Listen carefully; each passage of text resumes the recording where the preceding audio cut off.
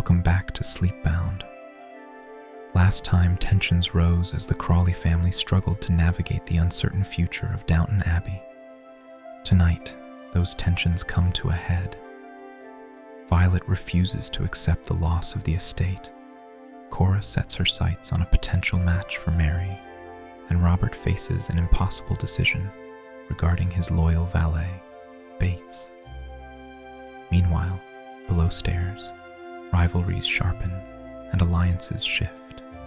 As always, settle in, get comfortable, and let the world of Downton carry you into sleep. Chapter 13. Awkward Moments. In the drawing room, Violet stood by the window, her regal profile silhouetted against the evening light. She turned as Robert entered, shielding her eyes with an elegant black fan. "Mama, I'm sorry. Nobody told me you were here," Robert apologized, crossing the room to greet her. "Such a glare," Violet complained, gesturing toward the electric lights. "I feel as if I were on stage at the Gaiety." Robert smiled indulgently. "We're used to it. I do wish you'd let me install it in the Dower House. It's very convenient. The man who manages the generator could look after yours as well." "It's no good," Violet declared firmly. "I couldn't have electricity in the house. I wouldn't sleep a wink. All those vapors seeping about." "Even Cora won't have it in the bedrooms," Robert conceded. "She did wonder about the kitchens, but I couldn't see the point." Violet listened politely, though her mind was clearly on more pressing matters. "Before anyone joins us, I'm glad of this chance for a little talk. I gather Murray was here today." "News travels fast," Robert observed dryly. "Yes, I saw him, and he's not optimistic that there's anything we can do." "Well, I refuse to believe it," Violet declared, her spine straightening with determination. "Be that as it may, it's a fact. But to lose Cora's fortune too?" "Really, Mama," Robert interrupted with barely contained frustration. "You know as well as I do, Cora's fortune is not Cora's fortune anymore. Thanks to Papa, it's part of the estate, and the estate is entailed to my heir. That's the law, and that's all there is to it." "Robert, I don't mean to sound harsh." "You may not mean to, but I bet you will," he countered, knowing his mother all too well. 24 years ago you married Cora, against my wishes, for her money," Violet stated bluntly. "Give it away now, and what was the point of your peculiar marriage in the first place? If I told you she'd made me very happy, would that stretch belief?" Robert asked, a hint of vulnerability beneath his defensive tone. "It's not why you chose her, above all those girls who could have filled my shoes so easily. Marriage is like life. Things change." "They haven't changed for me," Violet replied pointedly. "If you must know, when I think of my motives for pursuing Cora, I'm ashamed," Robert admitted, his voice low. "There is no need to remind me of them." "Don't you care about Downton?" Violet demanded. Robert's composure broke. "What do you think? I have given my life to Downton. I was born here, and I hope to die here. I claim no career beyond the nurture of this house and the estate. It is my third parent and my fourth child. Do I care about it? Yes, I do care." He was uncomfortably aware that his voice had risen, and that they were no longer alone. The door had been opened by Thomas, and Cora entered with her daughters. "I hope I don't hear sounds of disagreement," Cora remarked lightly. "Oh, is that what they call discussion in New York?" Violet countered, her barb delivered with precision. "I'm glad you're fighting," Mary declared. I'm glad somebody's putting up a fight." "You're not really fighting Granny, are you, Papa?" Sybil asked, her young face concerned. "Your grandmother only wants to do what's right," Robert replied diplomatically, "and so do I." Carson appeared at the door, his imposing figure the embodiment of perfect service. "Dinner is served, milady." Robert offered his arm to Violet while Cora took Mary's. Edith and Sybil followed as the family processed into dinner, the ritual momentarily restoring order to a world that felt increasingly precarious. In the servants' hall, Gwen was laying the table for the servants' dinner. The other maids sat nearby, reading and sewing during this brief respite in their day. Bates sat quietly in a corner, absorbed in a book. "Does anyone else keep dreaming about the Titanic?" Daisy asked suddenly, looking up from her mending. "I can't get it out of my mind." "Not again," Gwen groaned. "Give it a rest." Anna glanced up from her work. "Daisy, it's been 3 months. It's time to let it go." "But all them people, freezing to death in the midnight icy water," Daisy persisted, her imagination clearly haunted by the tragedy. "Oh, you sound like a penny dreadful," O'Brien scoffed. "I expect you saw worse things in South Africa." "Eh, Mr. Bates?" Gwen suggested, turning to the valet. Bates looked up from his reading. "Not worse," he said quietly, "but pretty bad." "Did you enjoy the war?" Daisy asked with innocent curiosity. "I don't think anyone enjoys war," Bates replied thoughtfully. "But there are good memories too." "I'm sure there are," Anna agreed, her voice warm with understanding. "Mr. Bates, would you hand me that tray?" Gwen asked, pointing to a tray of forks near where he sat. He stood and reached for it, but as he took a step toward Gwen, his bad leg gave way. He stumbled, and the tray clattered to the floor, forks scattering across the stone tiles. "Blast," Bates muttered, frustration evident in the tightness of his jaw. "I'll do it," Anna said quickly, kneeling to gather the fallen cutlery. O'Brien watched the scene with thinly veiled satisfaction. "I expect you've got some bad memories too, eh, Mr. Bates?" Before he could respond, Carson appeared in the doorway. "The ladies are out. We've given them coffee, and his lordship's taken his port to the library. Anna, Gwen, go up and help clear away. Daisy, tell Mrs. Patmore we'll eat in 15 minutes. The gathering dispersed, the moment of awkwardness temporarily forgotten in the renewed bustle of service. In the dining room, Thomas and William efficiently stacked plates and glasses onto trays as Anna and Gwen entered to help with the clearing. "I keep forgetting," Gwen said, picking up a plate.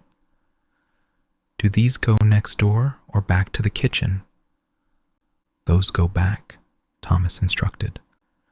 "But the dessert service and all the glasses stay in the upstairs pantry." "Put it on here," William offered, holding out his tray. She placed the plate carefully, and William carried the loaded tray out of the room. In the small servery next to the dining room, Thomas set down his tray of dishes. The room contained sinks and cupboards for the best china and glass, a transitional space between the grand dining room and the functional kitchen below.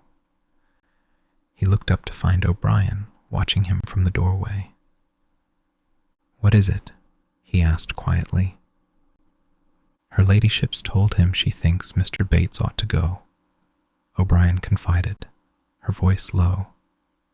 "She said to me, if only his lordship had been content with Thomas." "Did she really?" Thomas's eyes lit up with interest. Anna entered with a tray, interrupting their conversation. "What are you doing up here?" "It's a free country," O'Brien retorted. Anna began unloading glasses onto the side, carefully pouring a small amount of water into each one. "Why do you always do that?" O'Brien questioned. "Stops the red wine marking before Daisy has a chance to wash up," Anna explained, her efficient movements speaking of years of practical experience. She glanced between the two conspirators. "Well, I'm going for my dinner.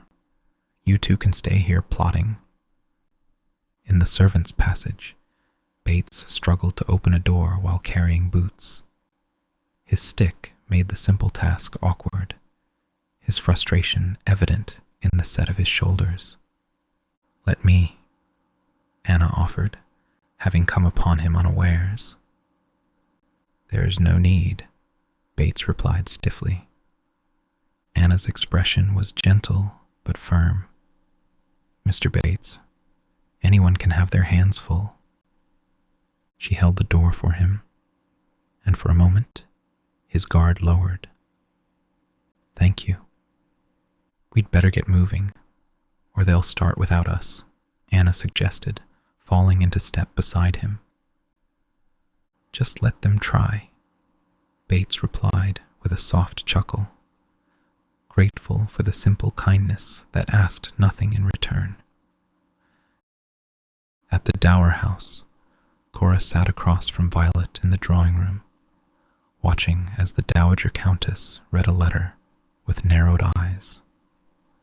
"So the young Duke of Crowborough is asking himself to stay," Violet remarked, looking up from the paper. "And we know why," Cora replied meaningfully. "You hope you know why," Violet corrected. "That is not at all the same. What does Robert say?" "Not much, except Crowborough's had plenty of chances to speak before now, if he'd wanted to, but Robert's being so stubborn about everything at the moment." Violet raised an eyebrow questioningly. "You've heard about his new valet?" Cora asked. "My maid told me," Violet confirmed. "It's really too tiresome that he won't see sense." "On that, or anything else?" "Amen," Cora agreed fervently.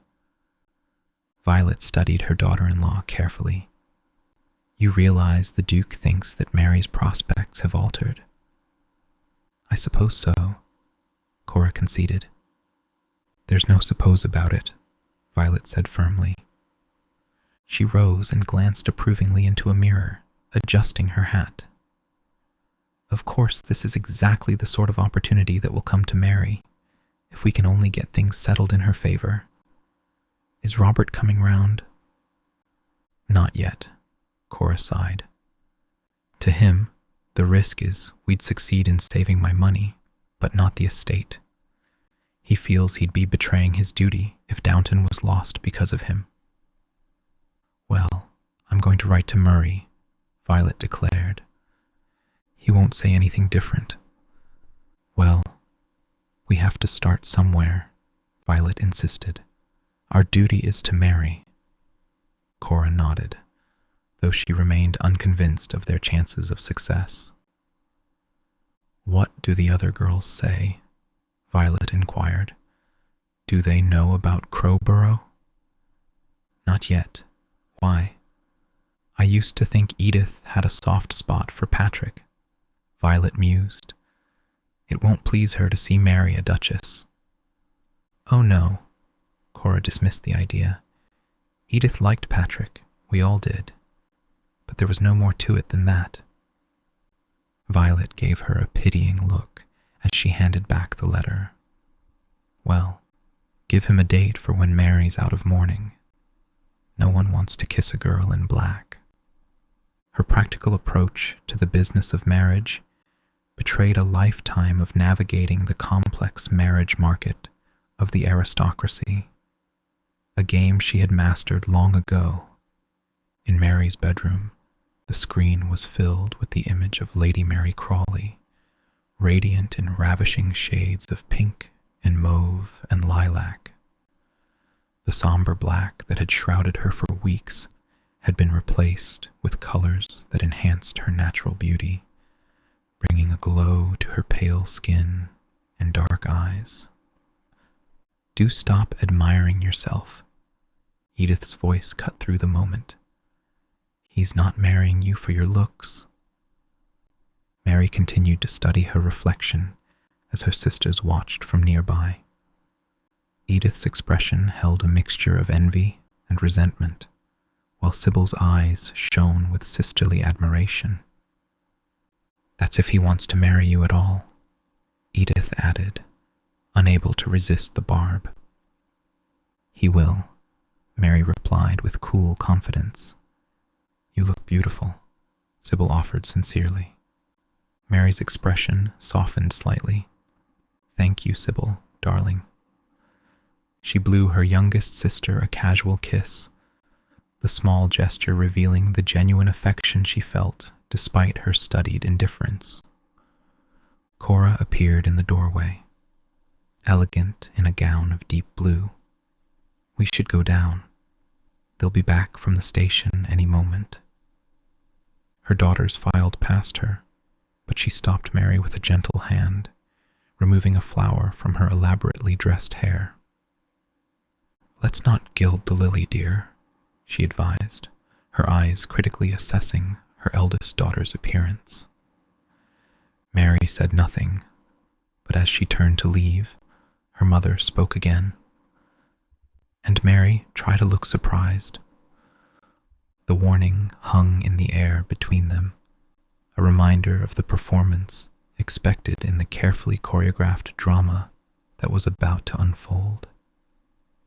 In the servants' hall, Carson addressed his assembled staff, each standing at attention in freshly pressed uniforms, ready to receive the distinguished guest. "Are you all ready?" he asked, surveying them with a critical eye. "Very well, we will go out to greet them." "And me, Mr. Carson?" Daisy inquired hesitantly, hovering at the edge of the group in her kitchen apron. "No, Daisy, not you," Carson replied firmly, before turning to Bates. "Can you manage, Mr. Bates? Or would you rather wait here?" Bates had risen with the others, leaning slightly on his cane. "I want to go, Mr. Carson." "There is no obligation for the whole staff to be present," Carson reminded him, concern and hesitation evident in his tone. "I'd like to be there," Bates insisted quietly. Carson nodded, accepting the valet's decision. "Well, it's certainly a great day for Downton to welcome a duke under our roof." O'Brien rolled her eyes at Thomas, who seemed more interested in the impending arrival. He leaned toward William, his voice low but commanding. "Remember to help me with the luggage. Don't go running off." "I'll give you a hand," Bates offered. Thomas's smile was paper thin, his eyes cold. "Oh, I couldn't ask that, Mr. Bates. Not in your condition." The words, posed as consideration, landed like a slap. Bates moved away without responding, his face impassive. Thomas turned to Carson, his voice just loud enough to be overheard. "How long do we have to put up with this, Mr. Carson? Just so I know." Outside, beneath a sky of perfect blue, the servants filed out of the kitchen court to the entrance. They formed a precise line, each knowing their place in the hierarchy that defined their world. Mrs. Patmore and her kitchen staff watched from behind a screen of bushes, curiosity overcoming protocol. Cora emerged with her daughters, their colorful gowns bright against the pale stone of the house. Pharaoh bounded across the gravel to greet Robert as he exited the car, followed by a most superior-looking young man, Philip, Duke of Crowborough. "Welcome to Downton," Robert said warmly. "This is so kind of you, Lady Grantham," the Duke replied, his aristocratic drawl perfectly modulated as he turned to Cora. "Not at all, Duke. I'm delighted you could spare the time," Cora responded graciously. "You know my daughter Mary, of course." "Of course, Lady Mary." The Duke's eyes lingered on Mary's face, a secret smile passing between them that sent a flush of triumph to her cheeks. "And Edith," Cora continued, "but I don't believe you've met my youngest, Sybil." "Lady Sybil." He took the girl's hand with a slight bow that brought a blush to her young face. Mary, seeing this, stepped forward to reclaim his attention. "Come on in. You must be worn out." The Duke turned back to Cora, his manner apologetic. "Lady Grantham, I've a confession to make which I hope won't cause too much bother. My man was taken ill just as I was leaving." "Oh well, that won't be a problem, will it, Carson?" Robert interjected smoothly. "Certainly not," Carson assured them with dignity. "I shall look after his grace, myself." "I wouldn't dream of being such a nuisance," the Duke demurred. "Surely, a footman—" He paused, his gaze falling on Thomas. "I remember this man. Didn't you serve me when I dined with Lady Grantham in London?" "I did, Your Grace," Thomas confirmed, a flicker of something unreadable crossing his face. The Duke turned back to Robert and Carson with a satisfied smile. "There we are. We will do very well together, won't we?" Thomas, Your Grace," the footman supplied. "Thomas." The Duke nodded before turning back to Mary, clearly ready to proceed into the house. The servants bowed and curtsied as the guest passed, a choreographed display of deference. In the midst of this ritual, O'Brien surreptitiously hooked Bates's stick with her foot. Taken unawares, he fell forward, landing heavily on the gravel. "Bates, are you all right?" Robert asked, concern evident in his voice. "Perfectly, my lord. I apologize," Bates replied, his dignity intact despite his humiliation. With the help of Anna and William, he struggled to his feet.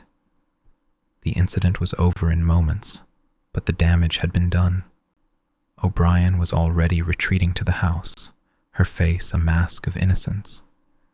The footman hurried to collect the luggage, and the car drove away down the curved drive.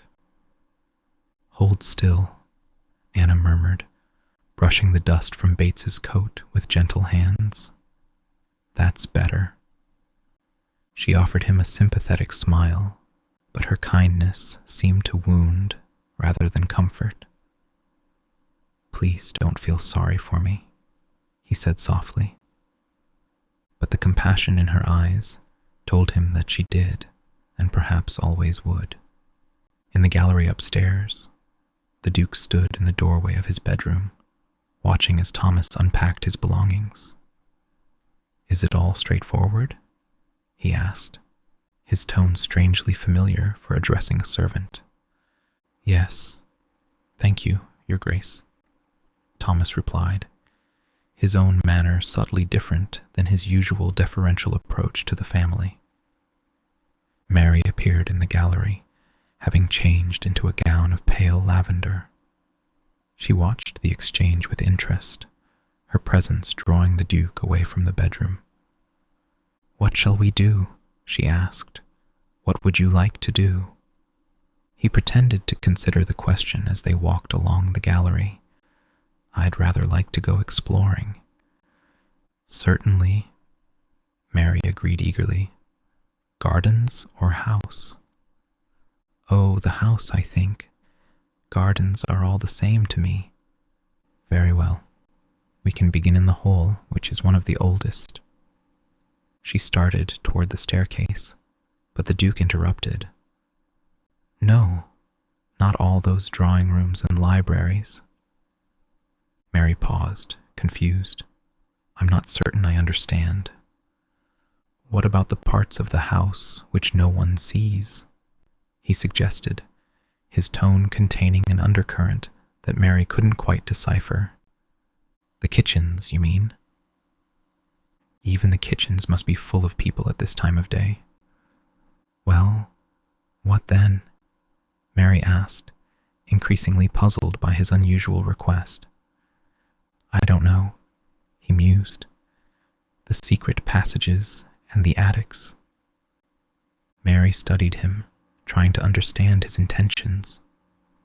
After a moment of hesitation, she nodded. It seems a bit odd, but why not? I'll just tell Mama. No, don't tell your Mama, he said quickly, but there's nothing wrong in it. No, indeed, he agreed. I'm only worried the others might want to join us. The boldness of his suggestion thrilled her.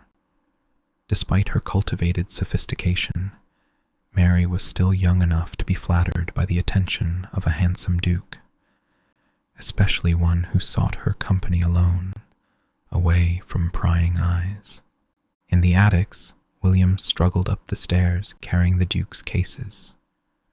Mrs. Hughes, on her rounds, observed him with disapproval.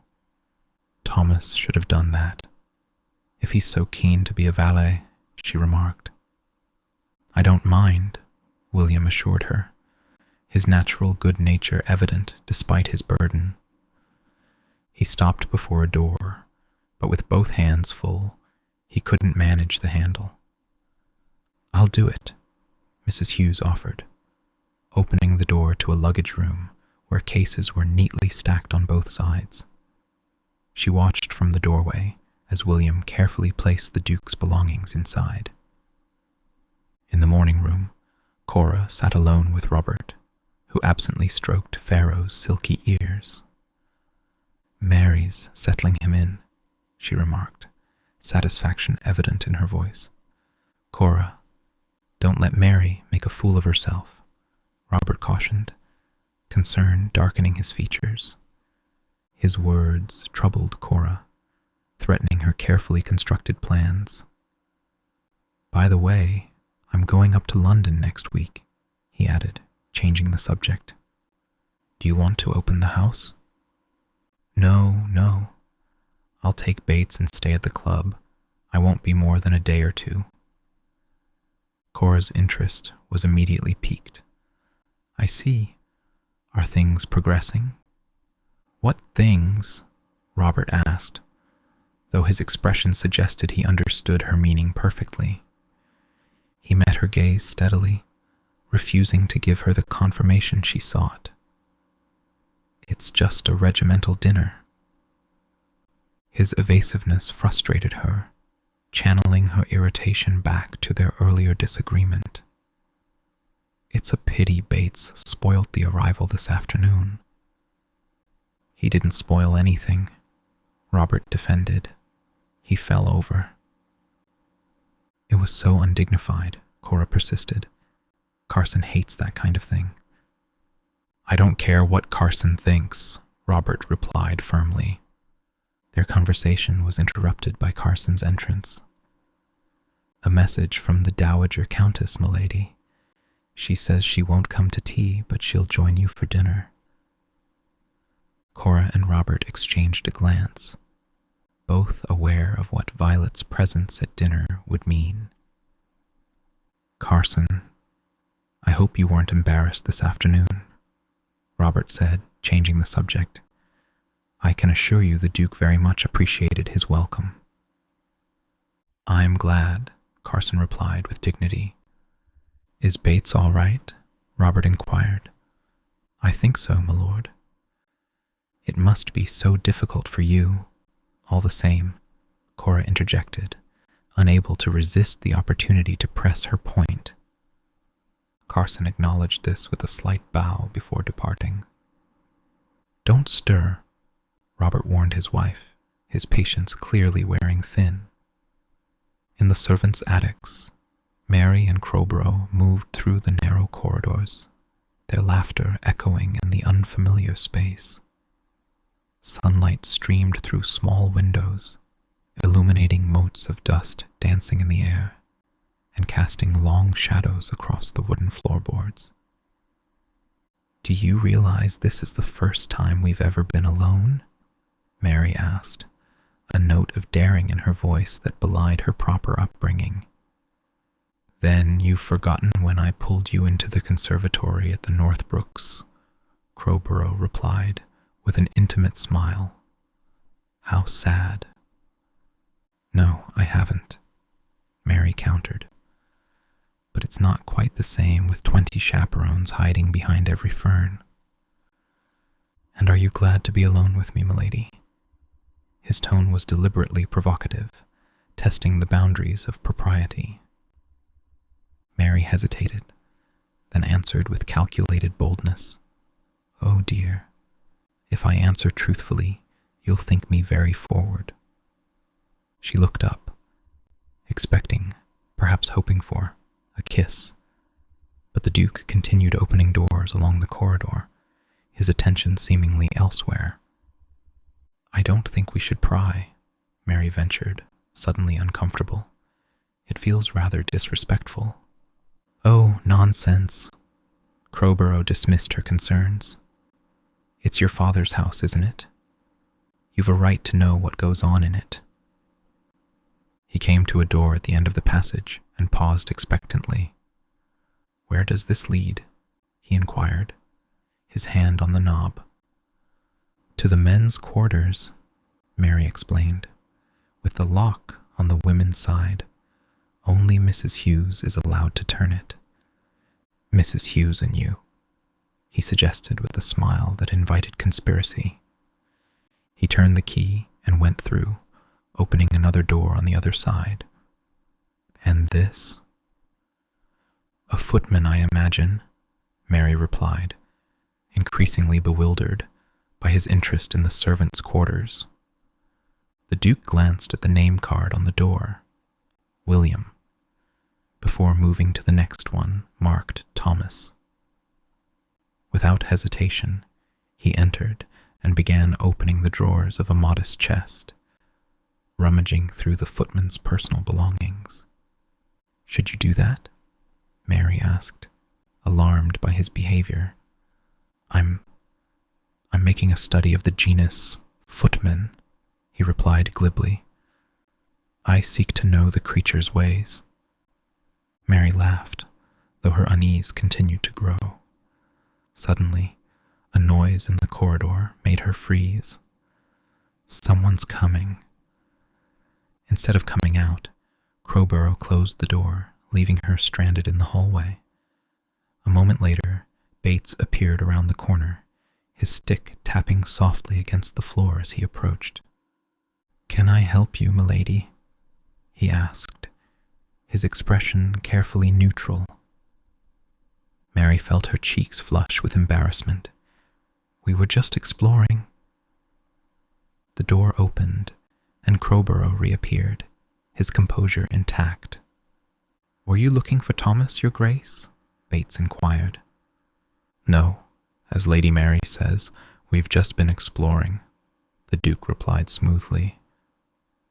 "I don't know when I was last up here," Mary began, attempting to salvage the awkward situation. Bates opened the door by which they were standing, his gesture deliberately pointed. "Would you care to explore my room, milady?" Mary's embarrassment deepened. She was entirely in the wrong, and she knew it.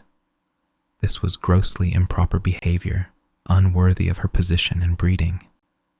"Of course not, Bates. I'm sorry to have bothered you," she apologized with genuine contrition. "We're just going down." Under Bates's steady gaze, they retreated down the corridor. "Why did you apologize to that man?" Crowborough asked once they were out of earshot. "It's not his business what we do." I always apologize when I'm in the wrong, Mary replied with quiet dignity. It's a habit of mine. In the library, Robert stood with Carson before him, the butler's expression troubled as he delivered his report. Who's complained? Thomas? Robert asked, though he already suspected the answer.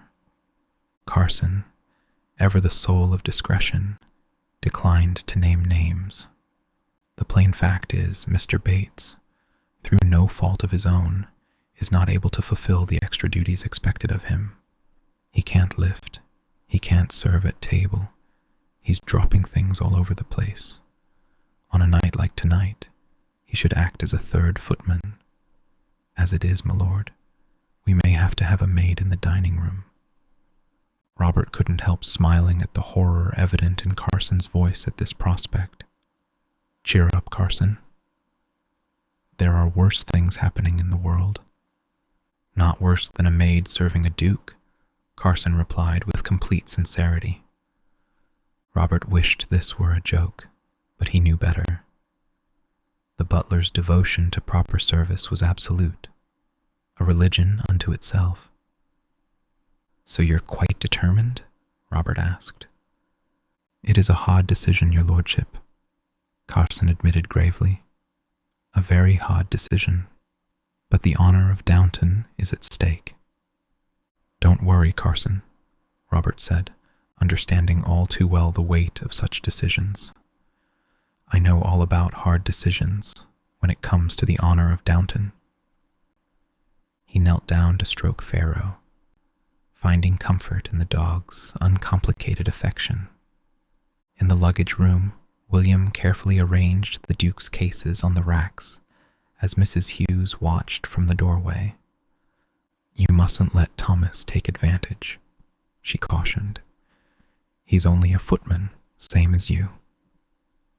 It's all right, Mrs. Hughes, William assured her with a smile. I like to keep busy. Takes your mind off things. What things have you got to take your mind off? She asked with motherly concern. When William offered no answer, her expression softened with understanding. If you're feeling homesick, there's no shame in it. No. It means you come from a happy home, she observed gently. There's plenty of people here who'd envy that. Yes, Mrs. Hughes, William acknowledged, a flicker of gratitude in his eyes before he returned to his work. She watched him for a moment longer, then quietly closed the door behind her as she left. In Robert's dressing room, the Earl was fully dressed for dinner. Bates moved about the room, tidying with methodical precision. Will that be all, my lord? He inquired. Yes, that is, not exactly, Robert replied, his hesitation betraying his discomfort.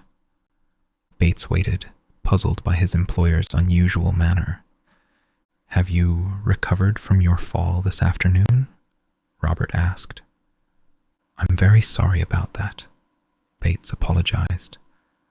I don't know what happened. The thing is, Bates, Robert began, then faltered. Bates remained silent, already aware of what was coming.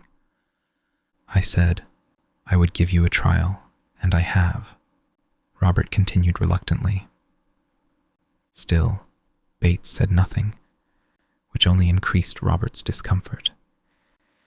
If it were only up to me. He paused again, struggling with the words. There's this question of a valet's extra duties. You mean waiting at table when there's a large party? Bates supplied, his voice steady. That, and carrying things, and... Robert trailed off, clearly hating what he was doing. You do see that Carson cannot be expected to compromise the efficiency of his staff? He asked finally. I do, my lord. Of course I do, Bates acknowledged, though desperation flashed briefly in his eyes. Might I make a suggestion? He ventured. that when an extra footman is required, the cost could be taken out of my wages. Absolutely not, Robert interrupted firmly. I couldn't possibly allow that. Because I'm very eager to stay, my lord, Bates pressed, his composure slipping. Very eager indeed. His eyes filled with emotion that he quickly suppressed, pulling himself back from the brink of pleading. I know you are, Robert said gently, and I was eager that it should work. You see, it is unlikely that I'll find another position, Bates admitted, the simple statement containing volumes of unspoken hardship. But surely in a smaller house, where less is expected of you.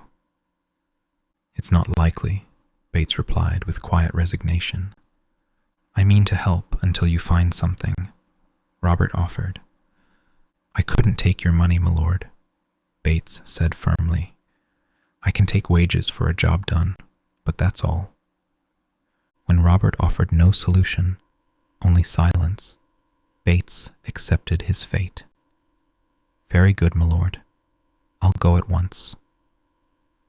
There's no need to rush out into the night, Robert said quickly. Take the London train tomorrow. It leaves at 9. You'll have a month's wages, too. For a moment it seemed Bates might object, but Robert's tone brooked no argument. That I insist on? Bates nodded in acknowledgement and moved toward the door. This is a bloody business, Bates, Robert said with genuine regret, but I don't see any way round it. I quite understand, my lord, Bates replied, his dignity intact as he departed, leaving Robert alone with his troubled conscience. Chapter 14. Family Discussions. In the dining room, the family, Violet and the Duke, were finishing dinner with a savory. Carson, Thomas, and William attended them with the practiced precision of a well-rehearsed dance, serving, removing, appearing, and vanishing with the fluid grace that defined great service.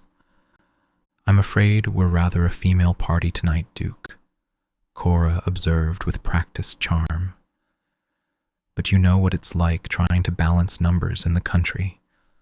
A single man outranks the Holy Grail. No, I'm terribly flattered to be dining en famille, Crowborough replied smoothly. Edith, unable to contain herself, leaned forward. What were you and Mary doing up in the attics this afternoon? A momentary tension rippled around the table. Sybil intervened quickly. I expect Mary was just showing the Duke the house, weren't you? Mary shot her youngest sister a grateful look, recognizing the rescue for what it was. Violet, sharp as ever, noted Edith's attempt to make trouble and deflected with practiced ease. Are you a student of architecture? She asked the Duke. Absolutely, he replied without hesitation. Then I do hope you'll come and inspect my little cottage, Violet suggested dryly. It was designed by Wren. Ah, for the first Earl's sister, she added, the casual reference to her family's centuries-old lineage making its point. The attics? Robert interjected, his attention caught by the odd detail. Yes, Mary took the Duke up to the attics, Edith confirmed, her tone deliberately innocent while her intent was anything but. Whatever for? Robert asked, perplexed. Why was this, dear? Cora inquired, her eyes fixed on her eldest daughter. We were just looking around, Mary replied, her composure slightly strained. Looking around? Edith persisted. What is there to look at but servants' rooms? What was the real reason? Don't be such a chatterbox, Edith, Violet reprimanded her granddaughter. I think we'll go through, Cora announced, recognizing the need to separate the combatants before the situation deteriorated further. She rose and started to lead the way out. Edith, however, wasn't finished. "I still don't understand." "Will you hold your tongue?" Mary hissed, her composure finally cracking. As the men stood to acknowledge the lady's departure, Carson closed the dining room door, cutting off Mary's harsh whisper. He brought the decanter of port over to Robert and offered both men cigars before retreating with the footman. Robert gestured to the Duke.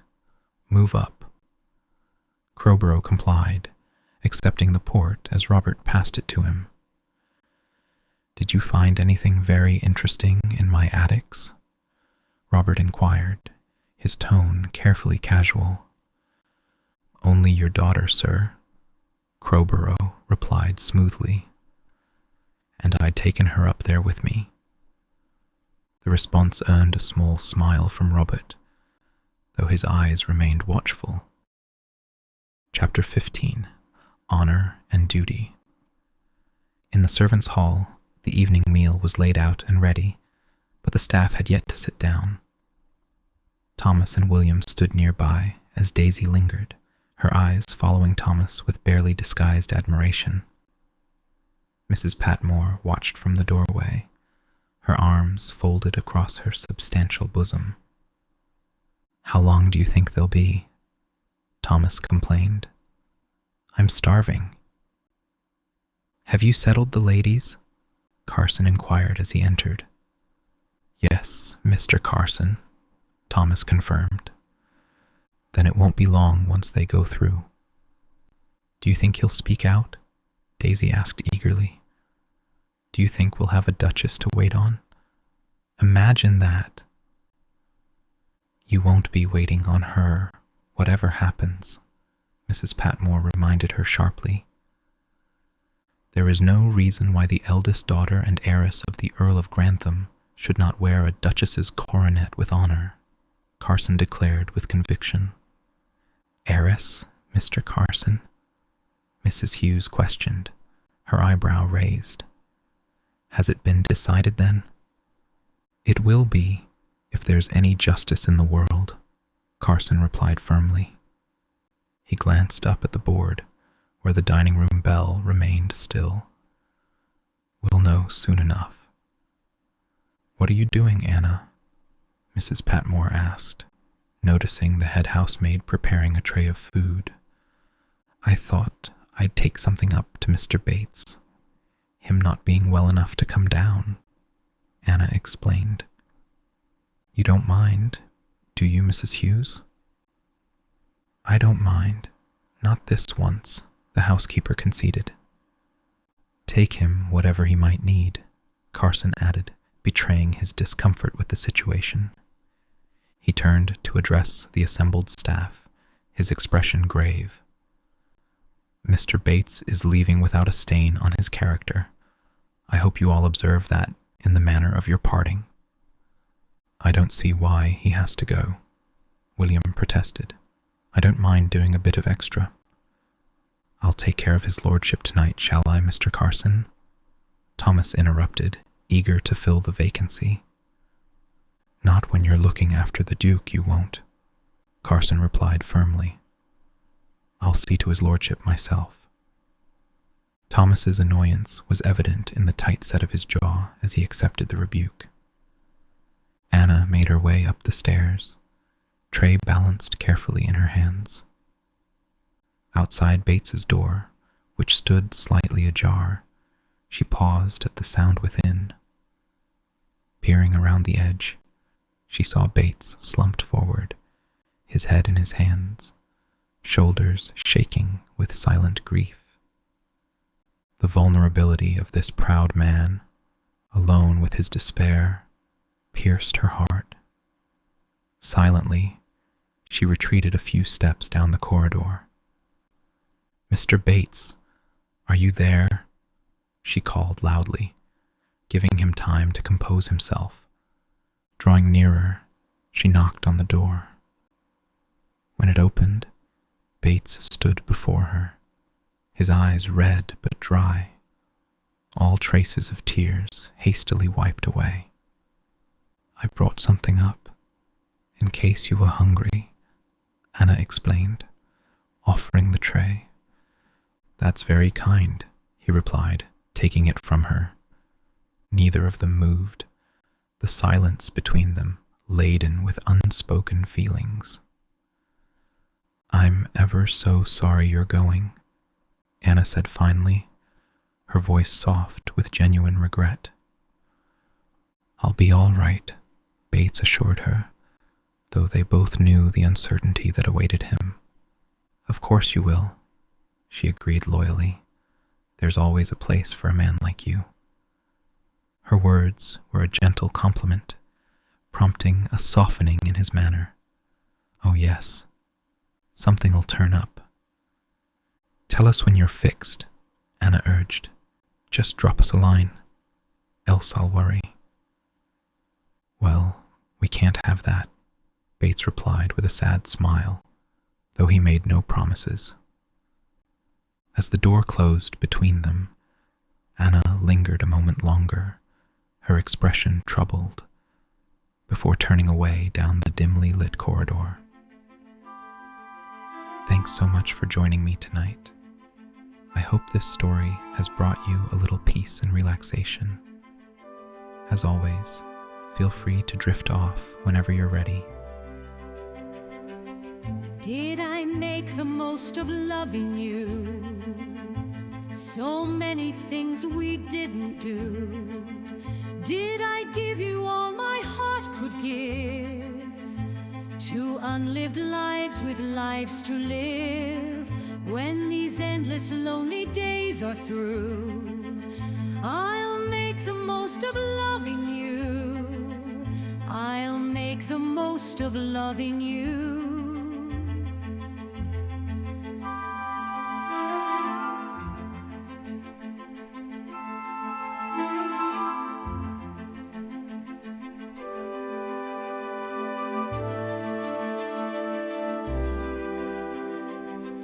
Did we make the most of all we had? Not seeing you makes my heart sad. Did we make the most of summer days? We still have time to change our ways. When these endless lonely days are through, I'll make the most of loving you. I'll make the most of loving you. I'll make the most of loving you. I'll make the most of loving you.